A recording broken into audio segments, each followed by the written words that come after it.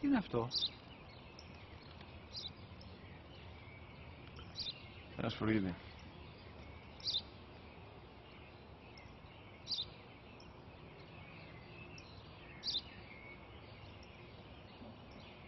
Τι είναι αυτό? Μόλις τώρα στο είπα, πατέρα, σφουργίτη είναι.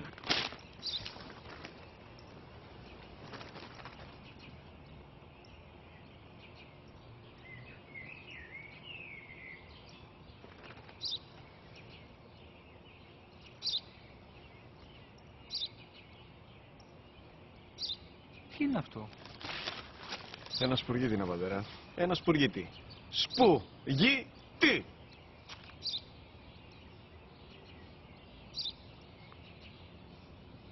Τι είναι αυτό? Γιατί το κάνεις αυτό το πράγμα, μπορείς να μου πεις? Τόσες φορές σου είπα, είναι ένα σπουργίτη. Δεν το καταλαβαίνεις.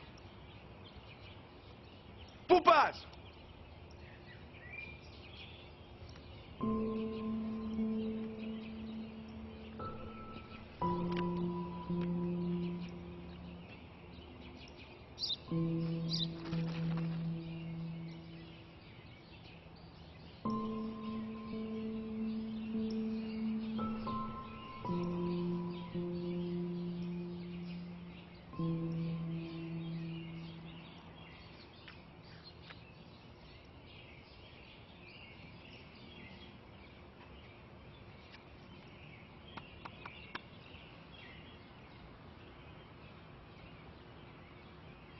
Δυνατά. Σήμερα ο μικρός μου γιος που πριν λίγες μέρες έκλεισε τα 3 καθόταν μαζί μου έξω στο πάρκο όταν ένας σπουργίτη ήρθε και κάθισε απέναντί μας. Ο γιος μου με ρώτησε 21 φορές τι ήταν αυτό και του απάντησα και τις 21 φορές ότι ήταν